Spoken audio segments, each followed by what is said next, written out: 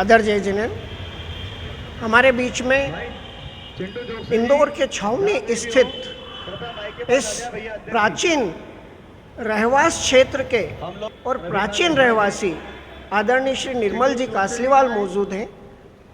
इस छावनी क्षेत्र का क्या महत्व है, इस पूरे देश में छावनियों का क्या महत्व है, आइए हम जानते हैं आदरणीय निर्मल जी कासलीवाल से। सबसे पहले सन्मानित वाणी न्यूज़ चैनल का मैं हार्दिक स्वागत करता हूं।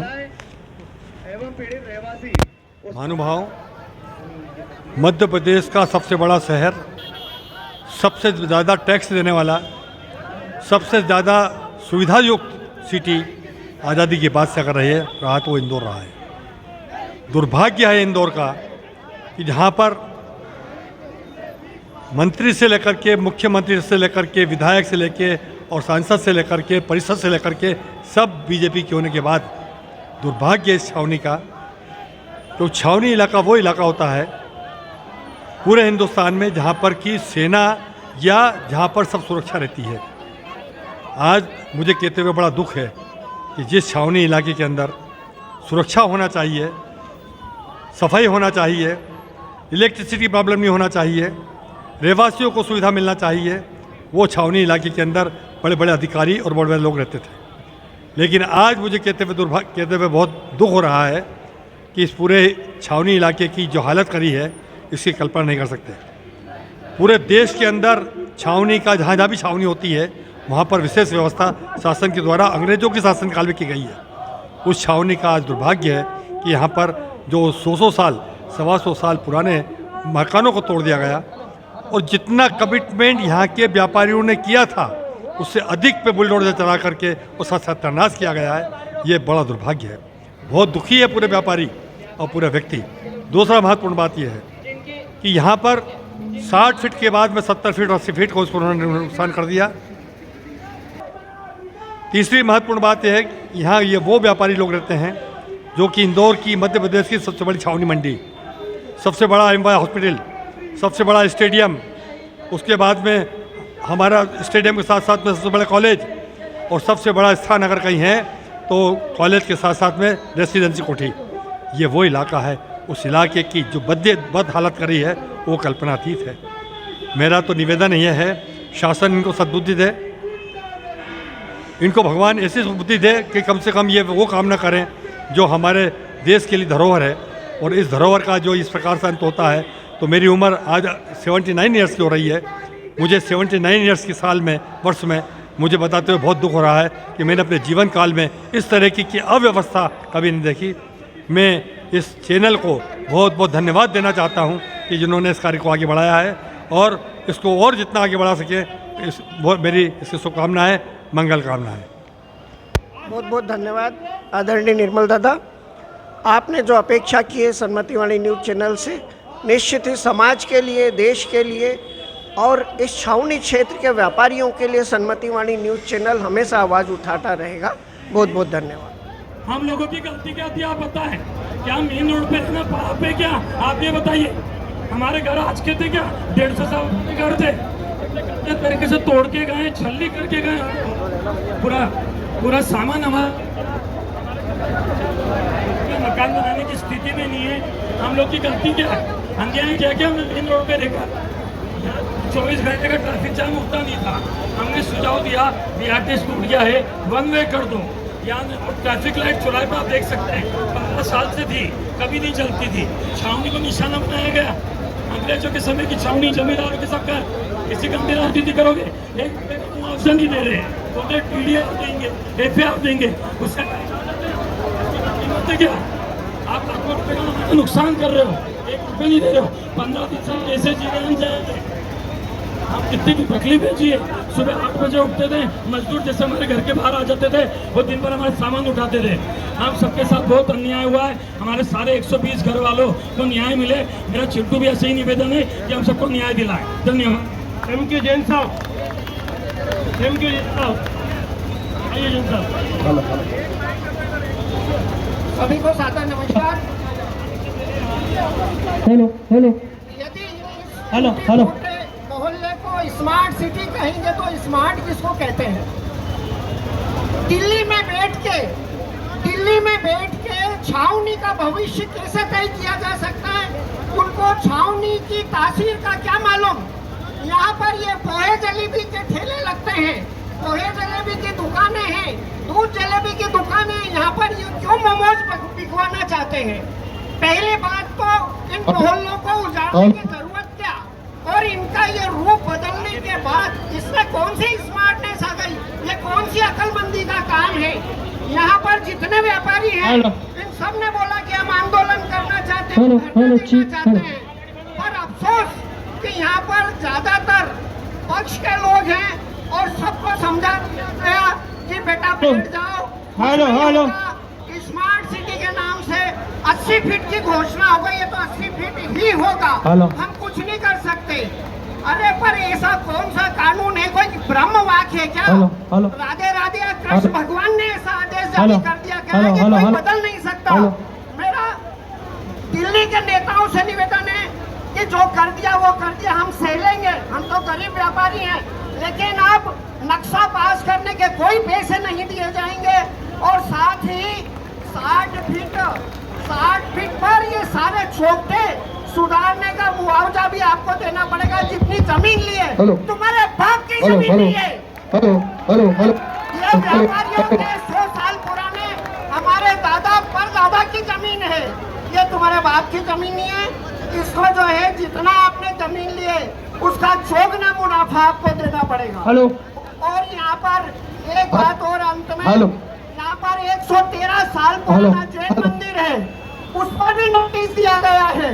क्या पुरातत्व महत्व की चीजों को ये नेस्तनाबूद करके स्मार्ट सिटी बनाना चाहते हैं? लाना था, शर्म करो, शर्म करो।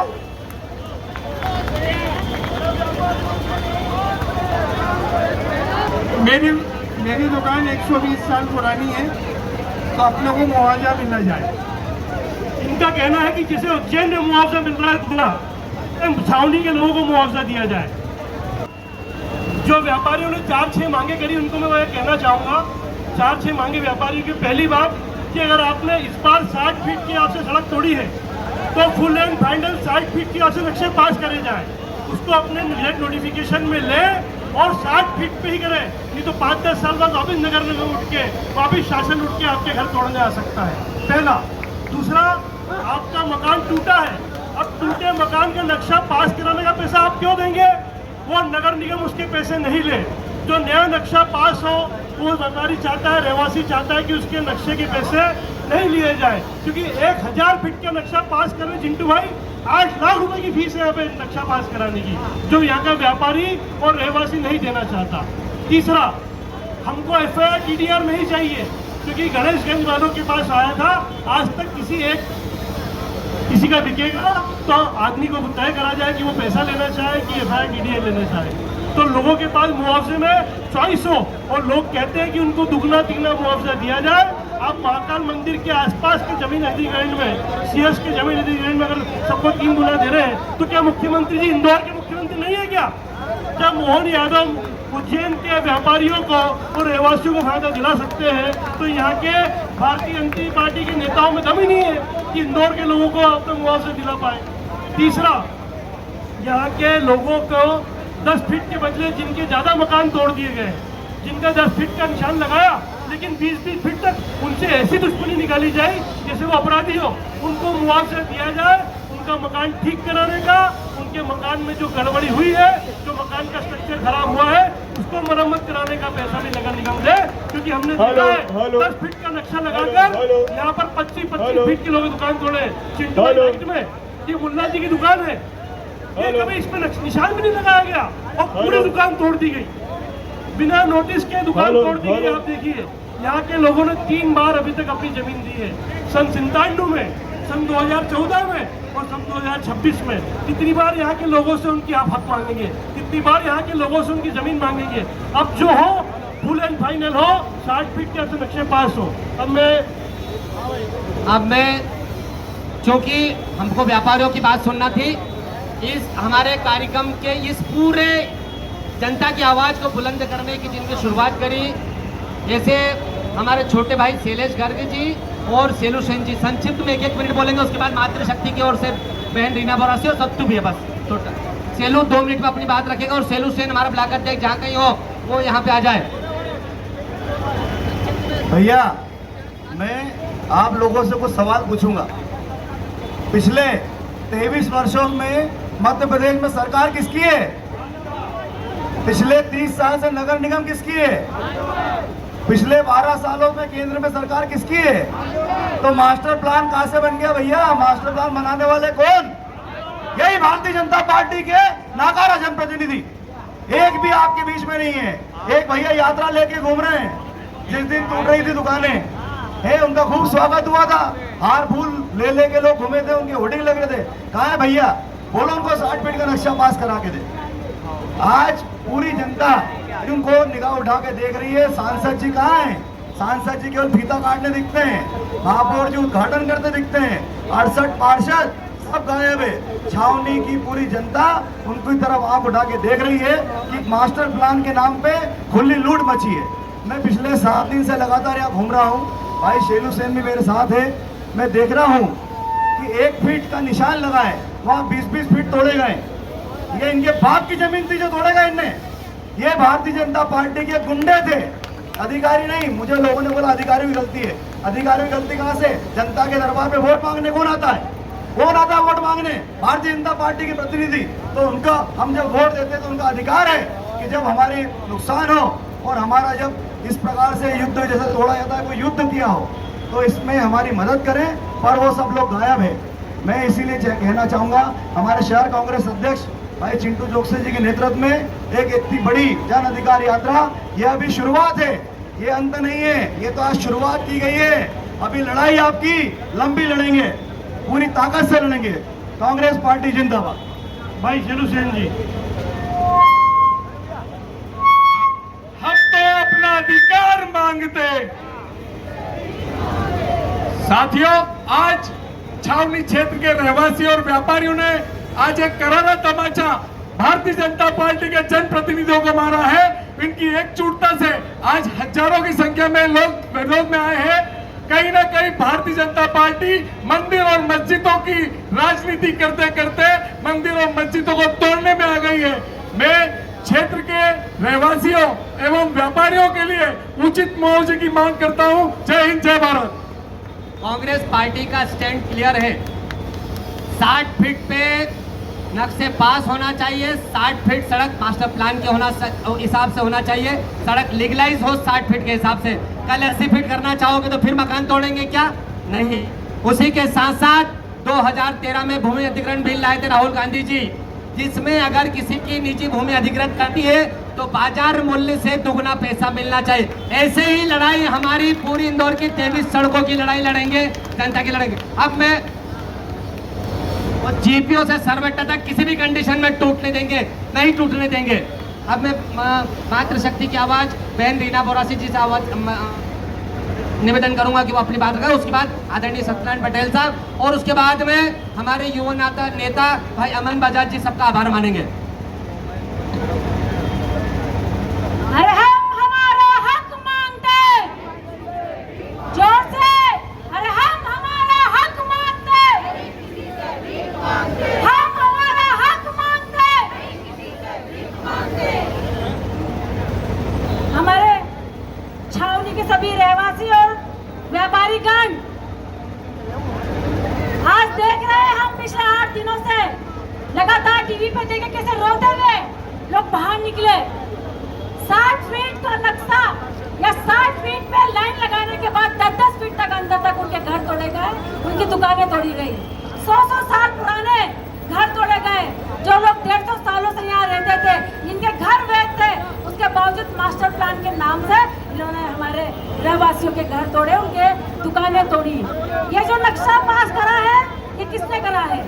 भाई पिंटू भाई ने बोला कि 60 फीट का नक्शा होने के बावजूद लोगों के 10-10 फीट तक अंदर तक घर तोड़ दिए। तो यह अन्याय कांग्रेस पार्टी बिल्कुल साइन नहीं करेगी। और हमारे सभी छावनी के रहवासी व्यापारियों, आपसे निवेदन है कि इस बार परिवर्तन बहुत जरूरी है।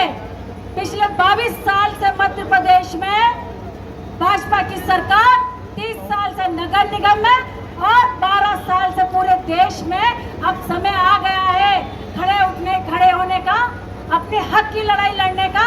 सभी से निवेदन है मेरे छावनी के सभी रहवासी व्यापारियों, अब आने वाले समय में आपको इसका जवाब देना होगा, आपके आंसुओं का जवाब देना होगा, आपको सत्ता का परिवर्तन करना होगा, क्योंकि निरंकुश तानाशाही जो सरकार चल रही है ये आपको कुछ नहीं समझ रही है, सिर्फ कीड़े मकोड़े समझ के अपनी मनमानी कर रही है। मास्टर प्लान में कौन बैठे हैं? इनके जनप्रतिनिधि बैठे हुए हैं। विपक्ष से तो कोई बात ही नहीं की जाती है, लोकतंत्र की कोई बात ही नहीं की जाती है। पर अब समय आ गया है कि अब सत्ता परिवर्तन नगर निगम से लेके विधानसभा से लेके देश तक हम सबको एकजुट होके सत्ता का परिवर्तन लेके आना है और कांग्रेस को जिताना है, क्योंकि आज आपकी लड़ाई कांग्रेस पार्टी कर रही है। देखिए ये सैकड़ों की संख्या में आपके लिए जमीन पे उतरे हैं, तो निश्चित रूप से हमें आप पे विश्वास है कि आने वाले समय में आप इस चीज का बदला भी लेंगे और कांग्रेस पार्टी को भी लाएंगे। जय हिंद, जय भारत। अब इस अधिकार यात्रा की अंतिम कड़ी में हम सबके नेता, अखिल भारतीय कांग्रेस कमेटी के सचिव, पूर्व विधायक और हमारे आशीर्वाददाता आदरणीय सत्यनारायण पटेल साहब अपनी बात रखेंगे। उसके बाद भाई अमन बजाज जी सबका आभार मानेंगे और मैं आपके चरणों में नमन करते हुए सबको हृदय की गहराइयों से धन्यवाद देता हूं कि इतने कम समय में आप इतनी बड़ी तादाद में यहाँ पे इकट्ठे हुए। आदरणीय सत्यनारायण पटेल साहब। शहर कांग्रेस कमेटी के अध्यक्ष भाई चिंटू चौकसी जी, प्रदेश महिला कांग्रेस कमेटी की अध्यक्षा बहन बोरासी जी, भाई पिट्टू भाई और भाई शैलेश भाई और सभी हमारे मातृ शक्तिगढ़ नौजवान साथियों, मित्रों, आदरणीय साथियों, जिस प्रकार की मांग है मास्टर प्लान में जो बनाया नहीं बनाया सारा जिक्र पूर्व वक्ताओं ने किया, लेकिन आपको हमको सब व्यापारी भाइयों समझना पड़ेगा कि आपको भी अगर विपक्ष देश में हो, प्रदेश में हो या नगर निगम में हो, उसको मजबूत करने का काम आपका है। और साथ ही जब आप और हम मिलकर जिस प्रकार जो तोड़ा गया 6-7 दिन में, ये नगर निगम, मध्य प्रदेश सरकार और देश की सरकार ये पूर्ण रूप से निरंकुश हो गई है। आप हम सब मिलकर आने वाले समय में ये हर चीज नोट से खरीद रही है। आप हम सब मिलकर व्यापारी भाइयों से निवेदन करता हूं, इसका जवाब बोर्ड से नगर निगम में दे, विधानसभा में दे, लोकसभा में दे। और अगर आपने नोट का जवाब बोर्ड से दिया तो जो आज यहाँ एक भी जनप्रतिनिधि नदारद है वो आपके चरणों में कदम छुएंगे, तभी संभव होगा ये बात। तो आदरणीय साथियों, हम आपके साथ कंधे से कंधा मिलाकर शहर कांग्रेस कमेटी और कांग्रेस परिवार खड़ा है और ढाल के रूप में खड़ा होगा। और मैं भारतीय जनता पार्टी के नेताओं को भी ये कहना चाहता हूं कि आप गलतफहमी दूर कर ले, ये वो पार्टी है जिसने गोरों को भगाया है, इंदौर से नगर निगम के चोरों को, प्रदेश की सरकार को और देश के चोरों को भी हम भगाएंगे और आप सबको न्याय दिलाएंगे। आप सबके न्याय के लिए जनता का संघर्ष शहर कांग्रेस कमेटी द्वारा, चिंटू भाई द्वारा और हम सब मिलकर ढाल बनकर खड़ा रहेंगे और आपकी हर लड़ाई में हम अधिक से अधिक साथ देंगे। और जिस प्रकार जीपीओ से लेकर सरवेटे तक जो रोड टूटने की अगर ये कार्रवाई करेंगे तो मैं इस मंच के माध्यम से सरकार को, नगर निगम को चेतावनी देता हूं कांग्रेस के मंच की तरफ से कि हम सब मिलकर ईंट का जवाब पत्थर से देंगे और लड़ाई लड़ेंगे और पूरी ताकत से लड़ाई लड़ेंगे। धन्यवाद, जय हिंद। एक बात और कहना चाहूंगा सबकी जो आए हैं व्यापारियों के सम्मान में कि सब लोगों को अतिक्रमण के नोटिस दिए गए। असल में ये आज़ादी के पहले के मकान है, जब भारत देश आज़ाद नहीं हुआ था उसके पहले के मकान है। आप उनको कैसे अवैध कह सकते हो?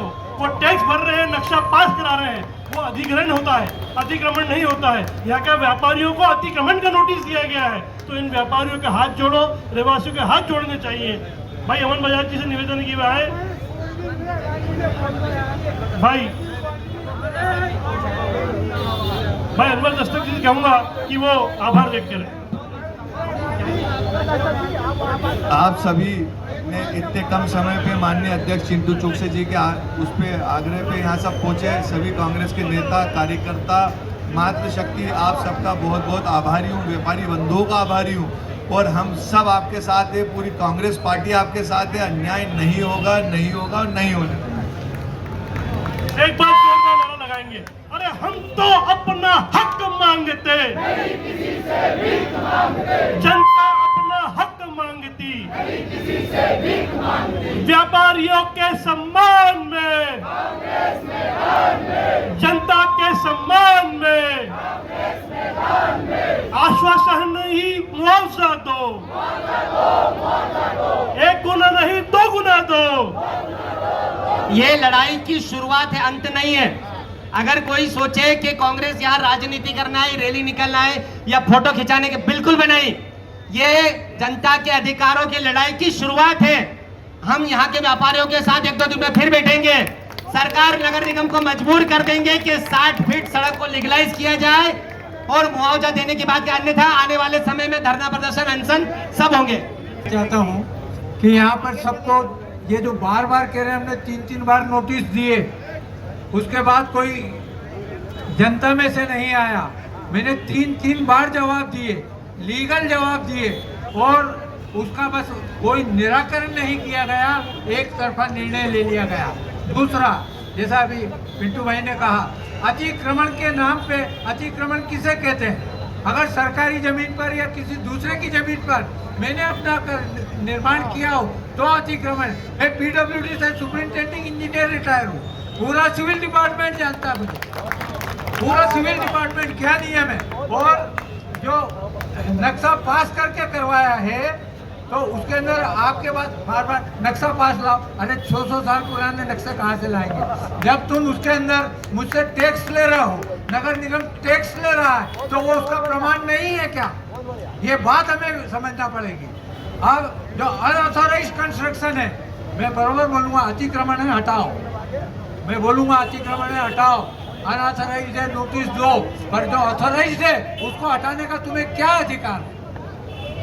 और जो बात अभी यहाँ पे उठी, ये जो नक्शे पास कराने के नाम पे जो लाखों रुपए की लूट जो टैक्स के रूप में आप कर रहे हो, इसको बंद करो।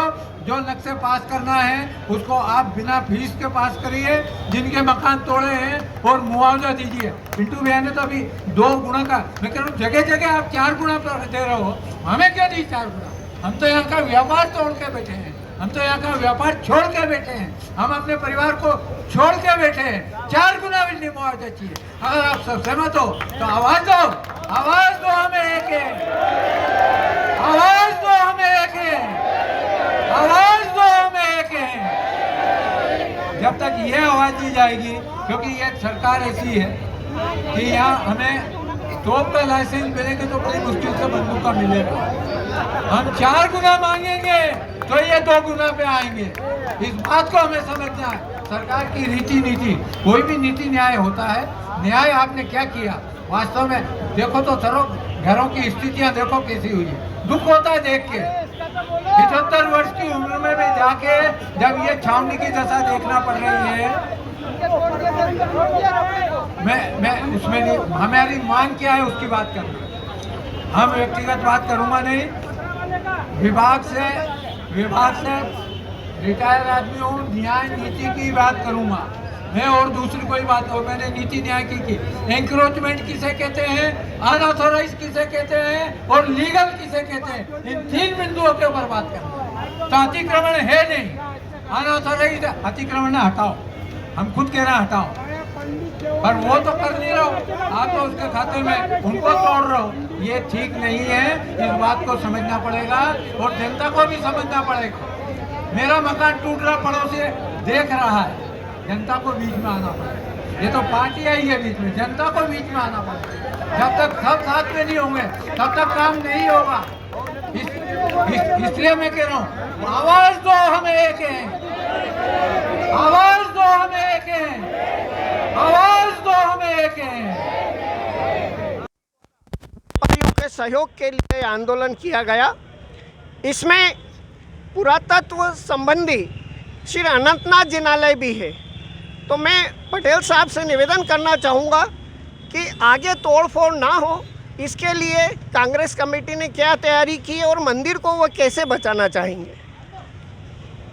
जिस प्रकार कांग्रेस कमेटी ने हमने मिलकर जो फैसला लिया जो इन्होंने तोड़ा है, अब हम कम से कम जीपीओ से सर्वेट तक नहीं तोड़ने देंगे। उसके लिए हमारी सारी चर्चा हो चुकी है, लेकिन हर तरह से इस सरकार ने हमेशा, जो वर्तमान सरकार है, इसने बस्ती उजाड़ने का काम किया है। पूरे ये देश आज़ादी से अभी तक का इतिहास है, जब जब ये सरकार आई है। तो हम सब मिलकर जो भी है, कानून से, कायदे से, व्यवस्था से, चर्चा से, संवाद से हमारा संगठन सारी बात कर रहा है और हम मिलकर करेंगे, और नहीं तो पूरी तरह जन आंदोलन के साथ पूरे खड़े होंगे और ये काम हम नहीं होने देंगे, ऐसा हमारा पूरा प्रयास है। बहुत बहुत धन्यवाद। ये देखो बिना पिलर के है बीच में, इसमें कोई लकड़ी कुछ नहीं करते जैसा है। मार्बल नहीं है, ये संतराज का जो प्लास्टर होता था ना पहले, चूने और इसके मिल के वो बना हुआ है। और ये टाइल्स ये टाइल्स ये एक टाइल्स नहीं टूट गया, इसको कैसे तोड़ देते? अच्छा, इसमें क्या है सर, एक एक पत्थर एक पत्थर के लिए हम हिलाते हैं, अगर कहीं जगह तो पूरा मंदिर हिलता है, इसलिए इसको आप आगे से पत्थर भी नहीं तोड़ सकते। पिलर है ना सब अंदर से, इसका शिखर भी जो बना हुआ वो 4 पिलर जो उसके भाई साहब बाहर से देखना है, घरों के बने हुए हाँ। तो भूत देखने लायक है। हाँ, आज बना नहीं बन सकते। और एक व्यक्ति ने बनाया दुनिया लगा रखी है, अशोक चांदवाल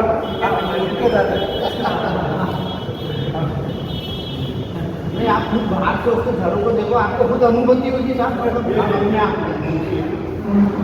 दादा इसके दादा और उनकी माता। अच्छा माता वो माता ऐसा नहीं, हम संस्कार में हमको माता बच्चों को पढ़ाया है, सबकी शिक्षा। मैडम आज मैं 2 टाइम प्रवचन करता हूँ ऑनलाइन और मंदिर में।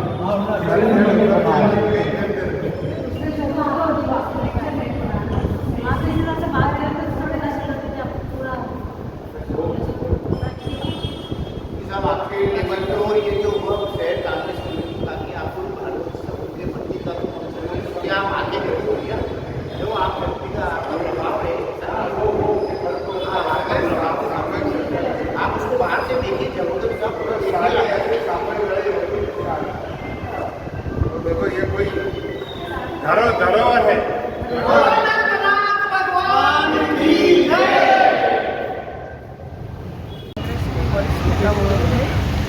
और मैं चाहूँगा कि आपने उज्जैन मंदिर के दर्शन किए, पूरे छावनी क्षेत्र का दौरा किया, आपको ऐसा नहीं लग रहा है कि ये पूरा छावनी क्षेत्र ब्यूटी पार्लर में से होके आया है?